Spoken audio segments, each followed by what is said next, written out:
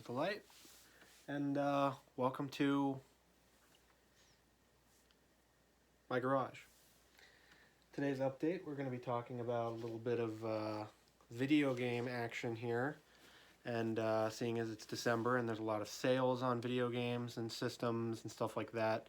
No Xbox Series X games yet. There's no exclusives for that console that we got, but we got some a nice mix of stuff, some retro stuff, some Switch stuff, Xbox One game, and so yeah, let's get to it. And like my hair right now, it's a bit out of control. Let's just start off with the Switch title we got from the GameStop. I think it was buy one get one free. I can't remember. I don't know.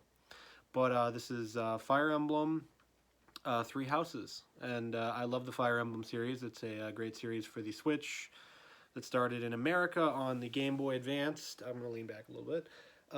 It started on the Game Boy Advanced and went through to the GameCube, to the Wii, to the Switch now. I don't think there's a Wii U version, but there's some great games on the 3DS.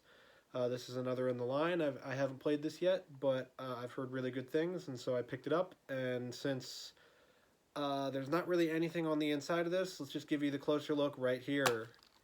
So there we go, with complete with the wonderful glare. You can see at least it has an insert. Most of the time, this Switch stuff doesn't even have the art on the inside there. And then you can see the little cartridge there. Don't lick Switch cartridges, by the way. They taste like shit. If you've ever wanted to fool somebody, tell them that the Switch cartridges are flavored. They taste awful, so that kids don't swallow them. But besides that, there's the look at the inside art. Here's a look at the back. Yeah, so I'm really excited to play this one. I love Fire Emblem games, and I love that I can play this on the go on my Switch. So that's our first one we're going to go through. For these other games, for the last game, we'll get a closer look. But for these next couple, they pretty bare bones on the inside. So no closer looks. We're just going to fire this video off. The next one is a highly anticipated title that seemed to come out of nowhere. Like, they announced it, and it's like, bam, it's out. And I didn't get it on day one, but that is Star Wars Squadrons on the Xbox One. That's playable on the Series X. You can see it on the cover there. And so this is a fighter pilot sort of dogfighting kind of game, not like the Michael Vick dogfighting, but yeah. So you can take control of either a Rebel pilot or an Imperial pilot and go from there. And so I've heard this one's really fun. It's got a single player campaign. You've got online multiplayer. So yeah, I'm really excited to check this one out, and I love Star Wars games, and they haven't made very many good ones recently. Jedi Fallen Order was the last one, I think. But yeah, so get on it. Here's the back. See some of the screenshots there. It's from EA, so you know it's from, the Axis of Evil. And then look at the inside and the disc art. It actually comes with something inside the box. It's so crazy. You get a little tiny piece of toilet paper with the controls on it. Other than that, it's nothing special. It's just the logo. It's about par for the course for current gen stuff. If you're paying $70, $60, whatever for a game, the hell's the point? Like, put something in it at least. I'm going to start off by saying that I don't condone piracy for games, for music, for movies, for any media. There's a reason why I love buying physical media, because I like owning it. And so there are certain cases where that's not possible, like with the American Sega Saturn. I try to buy as many games as I can for it, but the problem is that the games are prohibitively expensive. And two of these games that I got, one of them is over $500 for the original American release. The other one is like $200, and so eventually, like, yeah, sure, if I can find them, I would love to own them, and I would love to not have to own these burned copies, but I want to play the games. And so when I'm looking at it and I'm saying, well, the perfect case is playing it on original hardware with the original disc and the original controller. The next best case is playing it on the original hardware with a burned copy, because I have a Japanese Sega Saturn with Saturn Kai on it, so I can play burned games, which is wonderful. And out there, people, you can emulate the games on your computer. You can emulate them on the Xbox Series X and S now if you want to do that. There's a bunch of videos on YouTube about that. I won't talk about it right now. But this is the next best thing, and it comes in, okay packaging that isn't complete shit. So the next game is the most expensive, not the most expensive game on the Saturn, but the most expensive game that I'm burning here, basically. And I got these online, and the first game is Burning Rangers. That's really funny. I didn't think about that after I thought of all this stuff about burning, that I bought a burned copy of Burning Rangers. But this game is really awesome. I saw videos of it. It's really one of the ones that got me into wanting to play games for the Sega Saturn. So we'll go into a little bit of story time about Burning Rangers right here. So this game, you can see on the front here that it's made by Sonic Team. Sonic Team are the ones that make all the Sonic games for Sega, and they made all the Sonic games in the 90s. They made Sonic Adventure, Sonic Adventure 2, all those games. And so when the Saturn came out, there was no 3D Sonic game for it. And so instead of making a 3D Sonic game, they made this game. And so it's like you're a futuristic firefighter, basically. And so it shows off the graphical power of the Saturn with the fire effects as, what's the word I'm looking for? Not transitions, but whatever, doesn't matter. The fire effects in the game are really nice, and they used the 2 CPUs for the Sega Saturn. And so this game is really awesome. I haven't played it yet, but I did emulate it for a little bit to try it out before I spent my $20 on the burned copy that I ordered. The box art for this is obviously burned and copied from a printer, but the thing that I like about the people that I bought this from is that they put the art on the disc, so it looks like a normal Sega Saturn game. Obviously, I would never say that this is a real copy of Burning Rangers, but I can play the game on my Sega Saturn on my TV, and it doesn't look like shit. So, yeah, that's really what we're looking for here. I don't know. If you get pissed off about me buying burn games, kiss my ass. Next up for the Sega Saturn of burn games. Oh God, that's in the shot.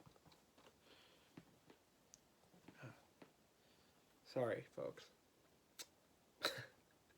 The next game is Power Slave for the Sega Saturn, and this is by Lobotomy Studios. They did, I believe, 3 games for the Sega Saturn. They did Power Slave, they did Duke Nukem 3D, and they did Quake. And so their Slave Driver engine was for this game, and they made basically an ancient Egyptian first-person shooter. And so, no, it doesn't have anything to do with the Iron Maiden album Power Slave, but I wish it did. But, yeah, it's like an ancient Egyptian 3D style shooter, like in the vein of Duke Nukem 3D or Quake or Doom or whatever. And it looked awesome from the videos that I saw in here. You can get a closer look at that cover. And so it looked fucking awesome from the videos that I saw on YouTube and the videos that Sega Lord X did on this.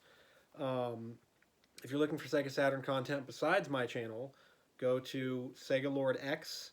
He's got the best videos on the Saturn on YouTube. Here's the back of it, as you can see. And so, yeah, it's just a huge adventure first-person shooter with an Egyptian theme. It's really awesome. I'll show you the disc right here. This disc is a little less impressive than the Burning Rangers one. It's just the logo, but whatever. It's a burned copy. I can play it. That's great. The last one is a game that I have played before. You can play it on the Xbox Arcade, on Game Pass. You can play it on the PlayStation 1. You can play it on the PSP, I want to say. I think it's a part of the Dracula X Chronicles or whatever, but I'm not sure. No matter what. That is the Japanese version of Castlevania Symphony of the Night on the Sega Saturn, which only came out in Japan. And the reason why I wanted to play this is because it's slightly different than the PlayStation 1 version, and it's on the Sega Saturn, so I just figured, why the hell not? There's some extra characters here. I think there's a couple extra other stuff, but it's Symphony of the Night in English on the Sega Saturn. And so, what more could you want? Because Castlevania is one of my favorite video game series of all time. Castlevania 4 is one of my favorite games of all time. Castlevania Symphony of the Night is not far behind. I have great memories of playing this at my cousin's house when I was young. And so I figured, hell, it's on the Sega Saturn. I might as well try it out. And can see the back there. This is obviously not official. I have seen a copy of this, a Japanese copy at a local game store, and it was like $180. So I was like, you know, as soon as I have a bunch of money to drop on one thing for $180 like that, sure, I'll buy it. But for now, I'll have this, my burned copy, and I'll be able to play the game and enjoy it. So yeah, Castlevania Symphony of the Night on the Sega Saturn. So the last game I recently got into because I found a YouTube video of somebody playing Grand Theft Auto Vice City, and it's 100% playthrough of the game with the music and everything, so it got me really nostalgic for playing Grand Theft Auto Vice City. So I figured, hell, I've played Vice City and I've beaten it on the Xbox. Is there any more that I can play? And I know that there is a version of this game on the PSP that I think I do own. I'll have to check my PSP collection. It's hidden. But I think I do own this on the PSP, but there is a PlayStation 2 port with checkpoint system and everything. It is basically like the Lost prequel to Grand Theft Auto Vice City. I'm talking about Grand Theft Auto Vice City Stories on the PlayStation 2. And so this one actually, because of the great pandemic retro video game spike, you can get Grand Theft Auto Liberty City Stories for like $5. This game is $40 plus, depending on the condition of the disc and the contents on the inside and everything. So I got a good deal on this on eBay, and I bought it up, and I figured, hell, if it gets me into collecting for the PS2, let's do it. This is the first game. This is the first one. I have a big Xbox collection. I love this console generation with all my heart. It's not my first console generation, but it's the one where I really started playing games and loving games, so figured, hell, let's get into the PS2 also, folks. So yeah, we'll show you the back here. You'll get a better look when we go to the closer look, but I'll keep talking about this game for right now.